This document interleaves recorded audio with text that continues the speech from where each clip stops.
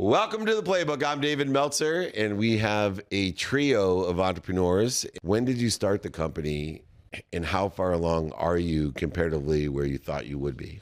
So we are now 8 months in. I come from a corporate background. I was in consulting for Google for about 3 years. And there was a part of me that said I'm made for more. I had the most incredible experience working for a very large company. But I think for me, I've always been an entrepreneur. I come from a family of entrepreneurs. And you plateau a lot in corporate. And you don't have super high highs, you don't have super low lows. And I wanted more. And I wanted to jump and to really experience an adventure. So we're about 8 months in. I could say I've worked harder in the last 8 months than in the last 3 years. I mean, the amount of times I've been in calls with brands and creators, whatever it is, saying, you look pretty tired. I'm like, yeah, I haven't slept.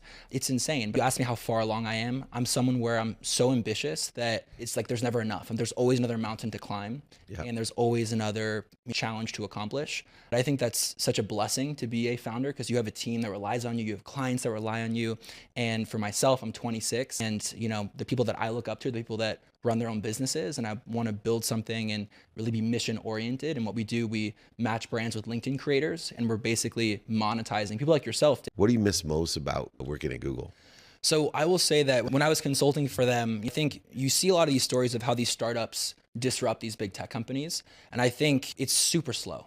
Right? There's no speed, there's no urgency because they don't have to move with speed. When you're in a startup, every day you can fall, right? And if you fall, you have an entire team relying on you.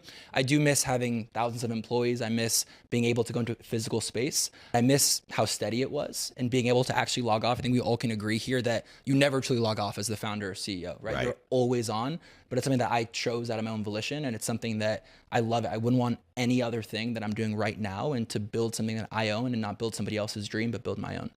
If I could solve one problem for you today and you had one ask, what would it be? The difficult part is not getting creators who want to get paid and monetized. The difficult part is finding brands and agencies who want to pay the Daves of the world. So my ask and what I do on a daily basis is I'm all about education and awareness. So I'm either talking with a brand, educating them on, did you know there are LinkedIn creators on the platform who have a presence and their entire audience are decision makers, Fortune 500 companies, CEOs, whatever it is. They're not dancing on TikTok in their mom's basement, right? And then the creators, a lot of creators have massive audiences on this platform, but have never made $1 on LinkedIn. And it's not like YouTube where you have AdSense running through your videos without brand deals. There's no tech products that LinkedIn has. So not only are we educating the brand, we're almost telling them the pain point they're going to experience if they even try this on their own.